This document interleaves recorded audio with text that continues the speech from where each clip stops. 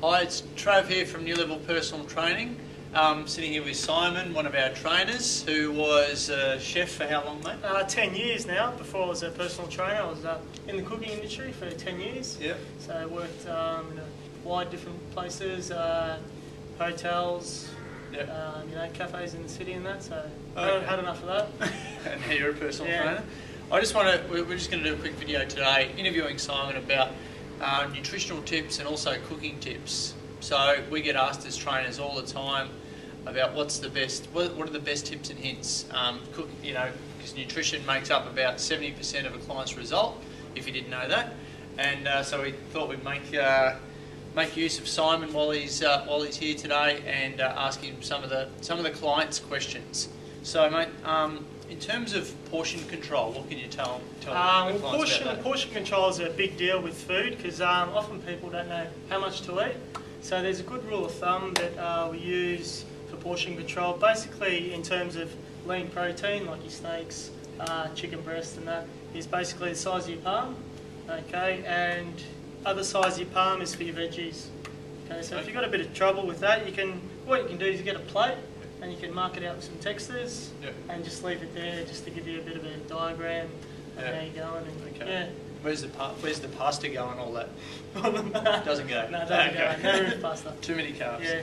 Yeah. So planning your diet. Planning's a big one. Time management's a big one. What can you tell me about that? Yeah, a lot with time management, especially in today's day and age, a lot of people hustle and bustle. It's always work. So people sort of are revolving around work. Okay, so there's good tips that I can help you out for that is planning your meals before you start work. Okay, so maybe the night before you could probably write down a little menu plan if you like. Good things that you can take on the go, like if you're rushing between meetings and that. Like a good one of mine is like a nice wrap in a pita bread, okay, with some turkey, a bit of cranberry sauce, some salads, nice and healthy and light. Or this time of year, it's ideal for soup. Yep. So what you can do is you can get little containers, pre-freeze your soup portions.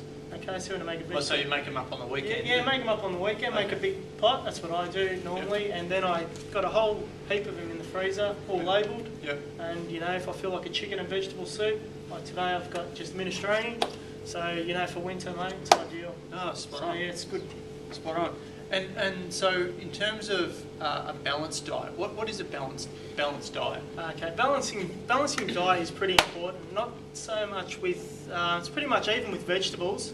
Colours are important, so mixing your colours up. Okay. Okay, leafy green vegetables.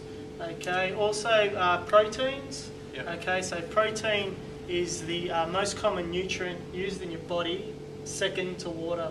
Right. Because your muscles use protein to rebuild and build, your muscle. Yep. And also your muscles is your fuel for your metabolism. Yep. Okay, so that's why. That's if you're doing the work, though. Yeah, exactly. Yeah. That's for strength training and that's why it's important for weight loss. Yep. Okay, exactly if you're doing the work. Yeah. Cool. Okay, so cooking is a major one because we are so time poor. For clients that have got families.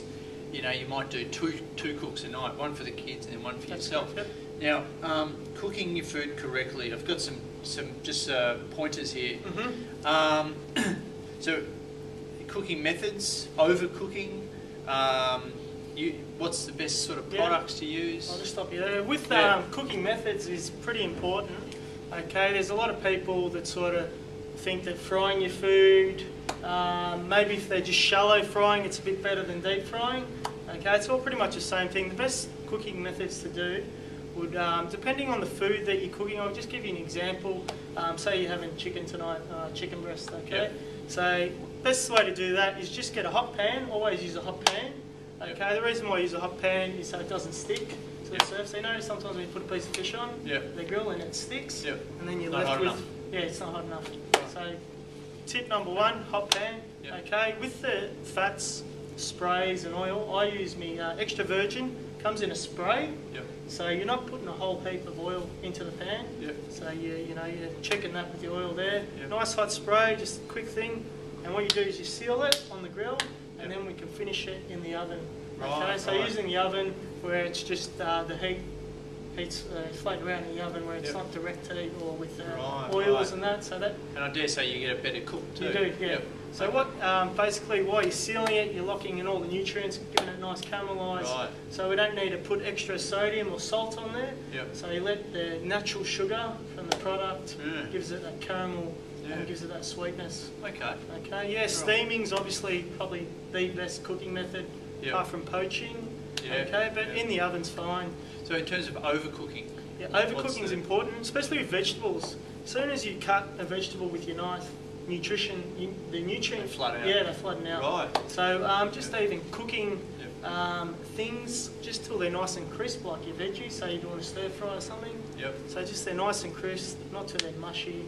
By the end of it, the nutritional value of the food. And you can see, like broccoli or something, you steam a broccoli, you can see the colour draining from it, so you want to keep it green, that's right. leafy, healthy, keep all the nutrients and pretty much raw. Yeah. In the culinary kitchen we have a term, it's called blanching, when you put it into hot water and then we refresh it into ice water, and that locks in the colour, the nutrients. Okay. So there's a little one for you, mate. Yeah, no worries. Your number one healthy tip that you've been a trainer for a long time now. Look, what would be the thing that you keep saying to clients over and over and over again? You know, in terms of your advice. With nutrition, what I would say with nutrition is try and get into good eating habits. Okay, so be conscious of what you're eating. Especially some people have a lot of weaknesses. Yep. You know, whether you're a plaster or a brickie, you might have a few drinks. A bit of comfort food. Yeah, a bit of Friday night at the pub or something. So we can try and we've got to cut out those type of things. Yep. I'll keep it. My comfort food, for some reason, it's like really cheesy CCs and salsa. I can't. Yeah. So everyone's got a comfort food. Yeah, mine's chocolate, so I've been keeping an eye on that. I don't think you're the Lone Ranger on that one. Yeah. Okay. So yeah, eating habits would have to be the most important thing. That's why we get them to keep the diary, so we can keep them conscious. And aware of that. Yeah. And look, we're going to do some more of these tips, but thanks a lot, mate. No worries, mate. Yeah, that was good, and we'll be back. We'll be back soon in another video coming up with Simon to talk more about nutrition. So watch your nutrition. It's about 70 to 80% of your result. You can exercise until the cows come home, but if the nutrition part of it is not working, well, maybe we better look at that. So thanks a lot. Stay tuned.